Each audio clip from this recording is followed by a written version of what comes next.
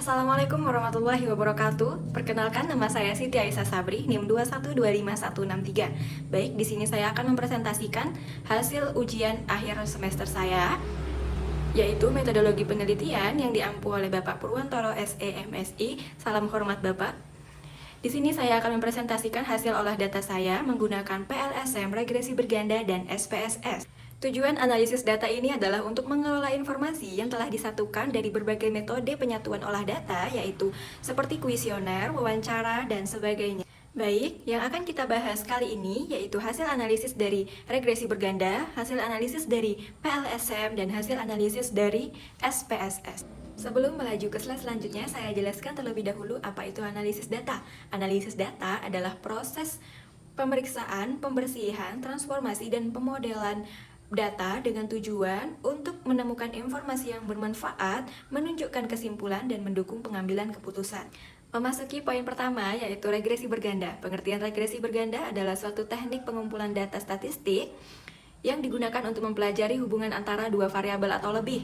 Ada variabel independen yang biasanya dilambangkan dengan huruf X, X1, X2, X3, X4, X5, dan seterusnya. Dan ada variabel dependen yang biasanya dilambangkan dengan huruf Y. Nah, ini dia bentuk model konseptual regresi berganda. Dari gambar konseptual regresi berganda di atas bisa disimpulkan bahwa yang tidak signifikan atau yang tidak berpengaruh ada di X4 dengan angka koefisien 28,3%, teman-teman. Dan variabel dependen memberi pengaruh kepada variabel independen sebesar 59,7%.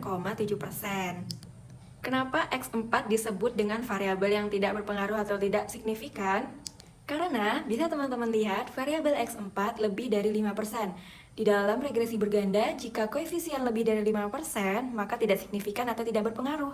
Sebaliknya, jika regresi berganda, koefisiennya di bawah 5%, maka dia signifikan dan berpengaruh, teman-teman. Di regresi berganda ada beberapa uji. Ada uji Kuznets-Fitts, ada uji F-ANOVA, ada uji Bruce-Pegan, ada uji Collier-Narity statistik. Cuma di sini Aisyah bakal jelasin 3 aja. Yang pertama, ada tabel Collier-Narity statistik. Tabel Collier-Narity statistik dinyatakan aman karena VIF-nya di bawah angka 10. Yang kedua, ada namanya uji Kuznets-Fitts. Model dinyatakan sangat baik dikarenakan nilai adjust R2 sama dengan 0,573, yang berarti variasi Y dapat dijelaskan dengan X1, X2, X3, X4, dan X5 sebesar 57,3%. Yang ketiga, ada yang namanya uji F-ANOVA yang menyatakan bahwa nilai F sama dengan 95.402 dengan nilai signifikan 5%, menyatakan bahwa semua variabel X atau kelima variabel X semuanya signifikan, teman-teman. Nah, ini dia model kedua, yaitu model konseptual dari PLSM. Di dalam PLSM terdapat 3 uji yang wajib dimasukkan, cuman Aisyah bakal menjelaskan 1 uji saja di dalam presentasi ini. Yang Aisyah jelaskan yaitu uji constructability dan validity overview. Dari tabel di atas bisa teman-teman lihat bahwa di dalam data tidak semuanya bisa valid. Huruf atau angka yang warnanya merah biasanya itu tidak valid, sedangkan yang warna hijau biasanya itu valid. Penyebab tidak valid dikarenakan angka koefisiennya melebihi dengan angka signifikan yang telah ditentukan. Oke, selanjutnya ada pengolahan data menggunakan SPSS.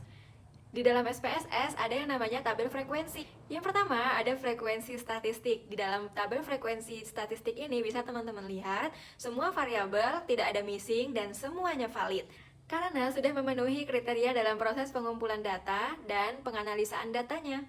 Yang kedua ada tabel frekuensi jenis kelamin. Di dalam pendaftaran CPNS ini didominasi oleh jenis kelamin perempuan sebanyak 220 peserta. Selanjutnya, ada tabel frekuensi usia.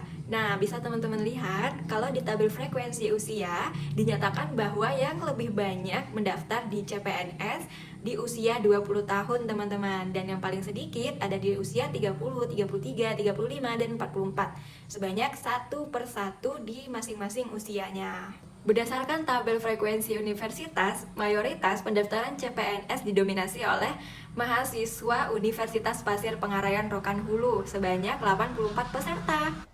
Selanjutnya ada tabel frekuensi semester. Pendaftaran frekuensi semester ini didominasi oleh semester 5 sebanyak 176 peserta dan disusul dengan semester 3 sebanyak 64 peserta. Dan yang terakhir ada semester 7 sebanyak 53 peserta pendaftar CPNS.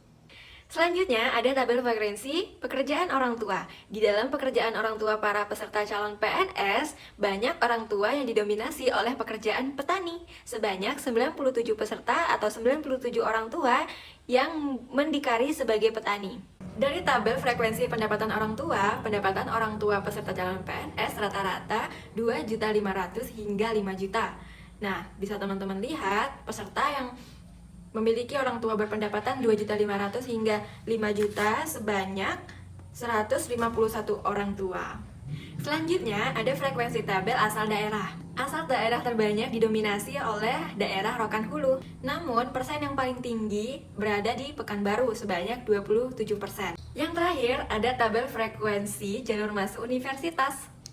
Dari tabel di atas menunjukkan bahwa mahasiswa banyak dalam memasuki universitas melalui jalur mandiri. Total mahasiswa yang memasuki jalur mandiri sebanyak 234 peserta dengan nilai 66,1%. Namun, ada juga yang lumayan banyak, yaitu jalur KIP sebanyak 60 mahasiswa dengan nilai persen 16,9%, teman-teman. Nah, itu saja penjelasan dari regresi berganda, PLSM, dan yang terakhir SPSS. Saran dari Aisyah, lebih baik kita menggunakan regresi berganda dan SPSS. Mengapa begitu?